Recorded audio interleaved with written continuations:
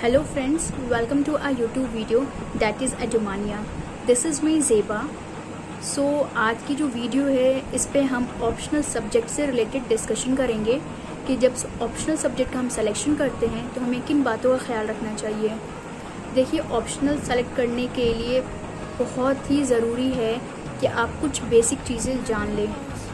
बच्चे बहुत ज़्यादा इसमें कंफ्यूज होते हैं कि हम कौन सा सब्जेक्ट लें एज अ ऑप्शनल।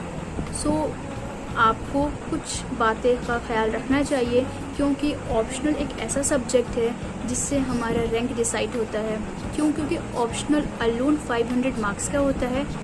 सो आज हम डिस्कस करेंगे कि हमें किन किन बातों का ख्याल रखना चाहिए ऑप्शनल सेलेक्ट करते वक्त। So the first one is the interest. सबसे इम्पॉर्टेंट है कि आपका उस सब्जेक्ट में कितना इंटरेस्ट। अगर आपको इंटरेस्ट होगा तो आप डेफिनेटली उसमें अच्छा स्कोर कर सकेंगे। साथ साथ मेहनत भी ज़रूरी है। सो इंटरेस्ट हमारा कैसे पता चलेगा कि किस सब्जेक्ट में हमारा इंटरेस्ट है या नहीं। सो इसके लिए इम्पॉर्टेंट है कि आप बेसिक बुक्स पढ़ें, जैसे NCERTs पढ़ें, पॉलिटी, ज्योग्राफी, हिस्ट्री बुक्स लें बेसिक, उन्हें पढ़ें। आपको उनमें कितना इंटरेस्ट आ रहा, किस सब्जेक्ट को आपको अच्छा लग रहा पढ़कर, आपको कितना समझ में आ रहा है। सो वो क्राइटेरिया होता है हमारे इंटरेस्ट। सो आप अपने इंटरेस्ट देखने के लिए NCERTs पढ़ सकते हैं 6 to 12।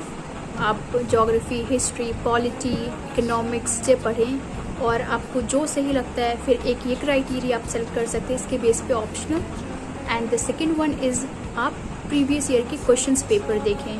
देखिए, क्वेश्चन पेपर्स देखने से हमें आइडिया मिलता है कि यस इस सब्जेक्ट से ऐसे क्वेश्चंस आ रहे हैं और आपको कुछ फील होगा कि यस मैं ये कर पा रहा हूँ या नहीं।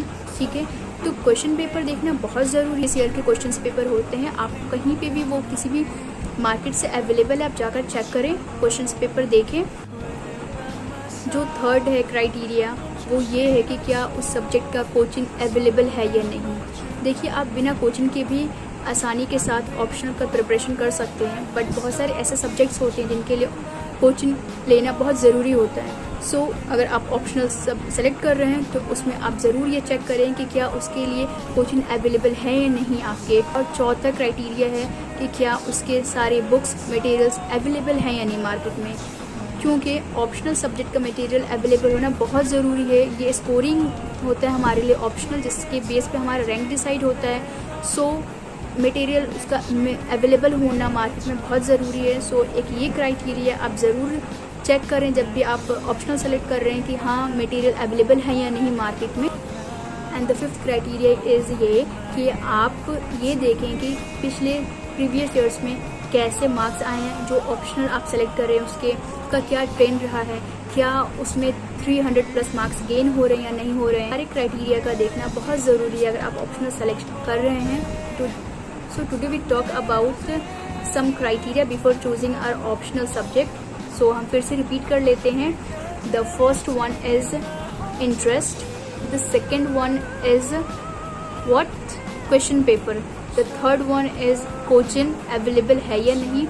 Fourth one is इसके materials available है या नहीं. And the last and the fifth one is कि क्या ट्रेंड रहा उस सब्जेक्ट का प्रीवियस ईयर्स में। सो आज मैं जो भी ऑप्शनल से रिलेटेड आपसे बात की हूँ, उम्मीद करती हूँ कि आपके लिए बहुत ही मुफीद होगा। अगर आपको ये मेरी वीडियो अच्छी लगी तो please like, share and subscribe my channel. और ऑप्शन सेलेक्ट करने के बाद बिल्कुल हार्ड वर्क करने में लग जाना है।